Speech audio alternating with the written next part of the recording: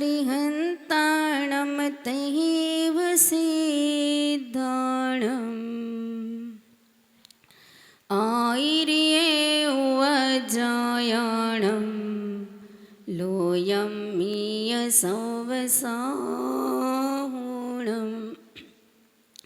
अनंतानंद सिद्ध परमेष्ठी भगवान की, देवादिदेव कृष्ण आदिनाथ भगवान की।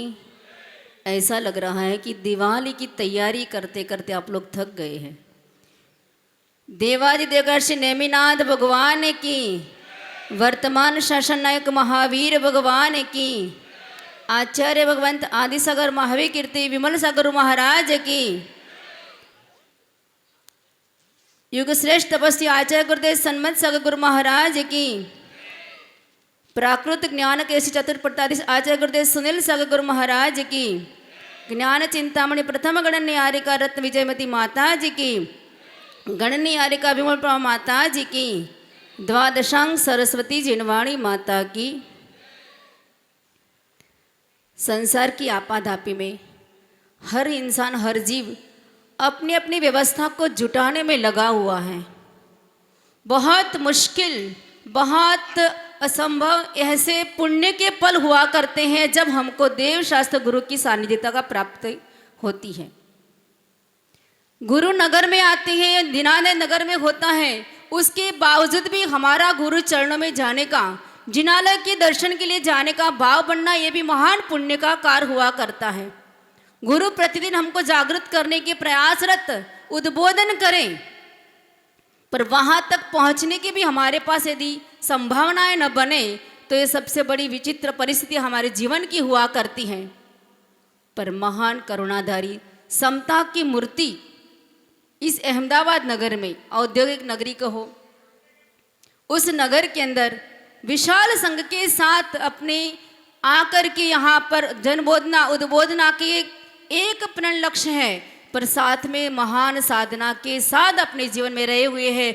ऐसे संत के चरणों में हम आकर के अपने जीवन के कल्याण की भावना के साथ यदि कुछ क्षण कुछ पल यदि व्यतीत करते हैं तो समझना हमारे इस प्रकार के मनुष्य पर्याय को सार्थक करने की भावना जागृत हुआ करती है।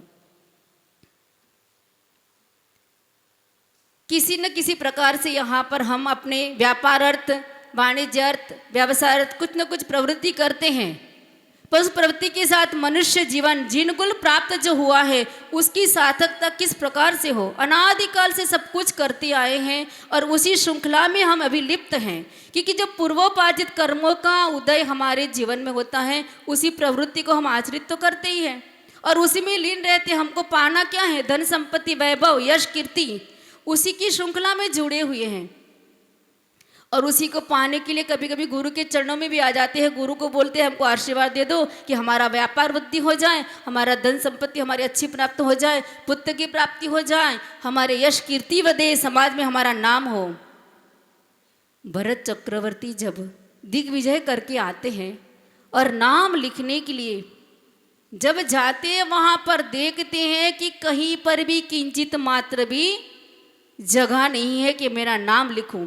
एक का जब नाम मिटाया तब अपना नाम लिख पाते हैं। ऐसे चक्रवर्ती के लिए भी नाम लिखने की जगह नहीं है और हम अपना नाम जगत में करने के लिए इस प्रकार के कार्य करते हैं। पर साक्षात देखो कि छोटे सा हीरापुर तिगोड़ा गांव, और उस गांव से एक हीरा ऐसा जन्मा, ऐसा उत्पन्न हुआ कि वहां छोटा सा दीपक के रूप में, संदीप के रूप में जन्म लेकर के और वहां पर अपनी जीवन की सार्थकता को जान लिया कि न संदीप नाम तो मेरा जो रखा है, संदीप नाम रखा है कि दीपक को प्रज्वलित करना है, आत्मदीप को मुझे जागृत करना है और वह जागरूकता मेरे जीवन में संयम के माध्यम से आ सकती है, अन्यथा नहीं आ सकती। तो मुझे अपने जीवन में संयम को धारण करना है और संयम धारण करके उतना ही पर्याप्त नहीं रखा है, ज्ञान अर्जन करके ज्ञान के साथ महान साधना के शिखर को सर करने के लिए उत्तम साधना के अंतर्गत रत रहे और वैसे रत रहते अपने शिखर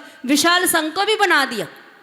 उनकी साधना का प्रभाव ऐसा रहा कि कोई भी आता है और उनके चरणों में नम्रीभूत होकर के रहने की भाव बना लेता है कि मुझे तो आपके निष्ठा में रहना है, आपके चरणों में रहना है, आपसे संयमित होकर के मेरे जीवन को सार्थक करना है। आपके नगर में भी आपने देखा कि यहाँ पर जो 4 दीक्षार्थी जा दीक्षा हुई उनके भी ऐसे अनायास भाव हुए दीक्षा लेने के, और अंतिम उन्होंने अपने साधना का सीख सर करने का भी प्रयास किया। ऐसे उनके जीवन की साधना में वो रहते रहे। एक छोटा सा हीरा पुर का जन्मा हुआ एक संदीप दीपक अपने जीवन में ये दीपक को प्रज्वलित करने के लिए दीपक बनकर के आया हुआ वह संदीप अपने जीवन में अभी विश्व में विश्व सूर्य बनकर के प्रकाशित हो रहा है। पूरे विश्व में अपने ज्ञान के माध्यम से, पूरे विश्व में अपने आचरण के साधना के माध्यम से सबको प्रज्वलित कर रहा है। और उस प्रकाश के अंदर, ज्ञान प्रकाश के अंदर यदि हम अपने जीवन को आलोकित नहीं कर पाते हैं तो हमारी ये जीवन की कोई सार्थकता नहीं रहा करती है। संदीप ने संयम को तो धारण कर लिया, और संदीप ने संयम धारण करके आचार्य भगवान के कर कमलों से दीक्षित होकर के नाम प्राप्त किया सुनील सागर जी। कितना सुंदर नाम प्राप्त किया। उसके पहले आचार्य श्री ने अपना उस नाम के गुरु के द्वारा जो अर्थ पाया था वो नाम भी अर्थ भी बता दिया कि विशाल आकाश, उस प्रकार का अर्थ बताया। हम जब दीक्षा के पूर्व पढ़ रहे थे तो यहाँ पर भी 2 मुनिराज का आना हुआ था, और वहाँ पर जो साथ में जितने ब्रह्मचारी ब्रह्मचारियाँ थे वो अध्ययन कर रहे थे। सबके नाम का मुनिराज श्री जो उपाध्याय थे वो नाम का अर्थ घटन बताते थे। उसमें एक सुनील भाई नाम के भी भैया जी थे।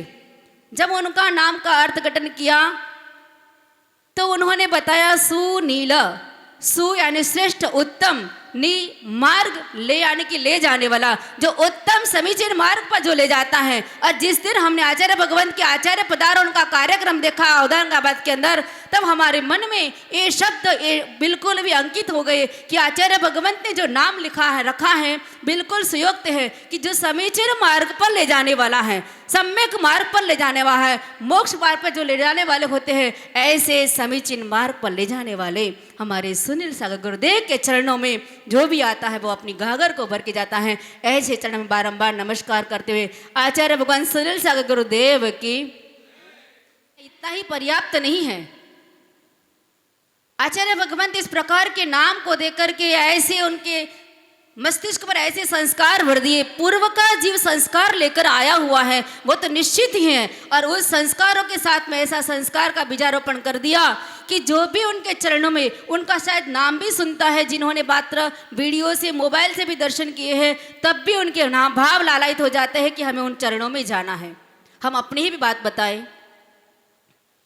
आचार्य भगवंत के प्रथम दर्शन मुनि अवस्था में हमने पहले पत्रिका में फोटो में देखा, और फोटो में देख करके ही भाव लगा कि निश्चित हमारे संघ का एक उन्नायक बनकर के होने वाला कोई होनहार संत हमारे संघ के अंदर प्रविष्ट हुआ है। पर इतना कोई परिचय नहीं था। उदयपुर में जब आचार्य भगवंत का चतुर्मास, तपस्या सम्राट का दूसरा चतुर्मास जब चल रहा था, चतुर्मास के बाद फरवरी में हमारा जाना हुआ, और वहाँ पर जिस दिन हम गए ऐसे ही बीच की रो में बैठे हुए थे हम, और अभी आचार्य परमेश्वर जो हमारे हैं उन अवस्था में, मुनि अवस्था में थे, उनका प्रवचन शुरू हुआ। अब प्रवचन की वो श्रृंखला को सुन करके लगा कि निश्चित एक गांभीर्य, एक धीर गंभीरता चेहरा और गूढ़तम उनका जो प्रवचन, ये निश्चित उनकी चर्या के साथ में उस महान पद को बनने वाला ये संत दिख रहे हैं। इतना ही लगा था मात्र, फिर कोई परिचय नहीं हुआ। धीरे धीरे करते हमारी दीक्षा हो गई, और दीक्षा के बाद जब प्रथम दर्शन हमको बम्बई नगर में जब हुए, दीक्षा के पूर्व जब बम्बई नगर में हुए और दर्शन ही हुए, मात्र कोई चर्चा नहीं। पर जिस दिन हमको बम्बई से बंगलोर के लिए, श्रवण बेगुला के लिए जाना था, उस दिन आचार्य सुंदर सागर महाराज श्री ने परिचय करवाया कि महाराज श्री ये सर्वज्ञ सागर महाराज श्री की पोती है। और आचार्य श्री ने हमको कहा, तो हमने कहा आचार्य श्री हमको जाना है यहाँ से। तो फिर हमको एक शब्द कहा कि संघ में एक स्थान रिक्त हुआ है, उस स्थान की पूर्ति आपको करना चाहिए।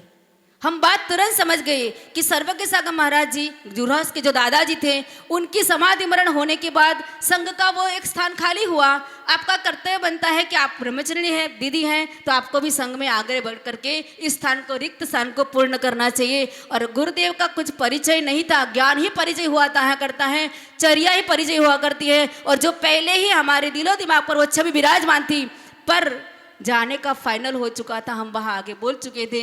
इसके लिए हमने कहा गुरुदेव अभी तो जाना पड़ेगा। पर मन में वो शब्द आज भी मेरे ऐसे ही अंकित है, कर्ण में वही गुंजायमान है, और मन में यही बात थी क्या पता कब कौन सा क्षण आएगा कि हम गुरु चरणों में पहुंच पाएंगे। और वो धीरे धीरे करते हमारे गुरुदेव का, दीक्षा गुरु माता का भी समाधि मरण हुआ, उसके बाद आचार्य भगवंत के चरणों में भी आए।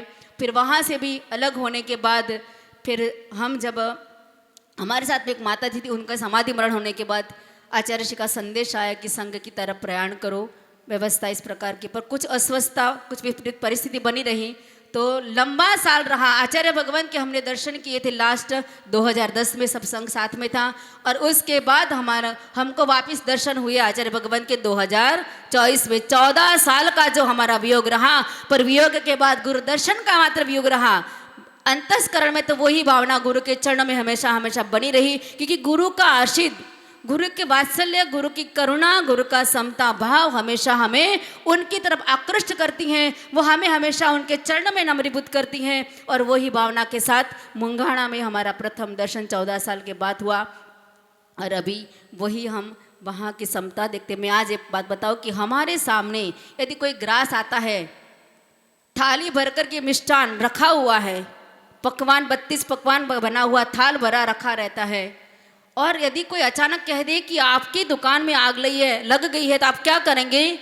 थाल भी नहीं देखेंगे, 1 सेकंड करके छोड़ के चले जाएंगे। आपकी समता, धैर्य वहाँ नहीं रहेगा। आपको लगा है कि आपके घर में इतना बड़ा फंक्शन है, तो फंक्शन में भी आप 1 सेकंड नहीं रहेंगे, खड़े होकर के वहाँ से तुरंत छोड़ के चले जाएंगे। छोड़ना तो है उस ग्रास को, पर इतनी समझदारी से, समता से छोड़ना है, ये बहुत बड़ी कला और बहुत बड़ा क्षमता भाव हुआ करता है। ये साक्षात हम सब ने इसी मंच पर बैठे हुए देखा हुआ है, देखा है ना आप लोगों ने। उस क्षण के लिए मेरे आज शब्द मैंने बोले, उस क्षण मेरे आंखों में 2 मिनट के लिए आंसू आ गए कि कितना धैर्य, कितनी समता और कितनी बड़ी समझदारी।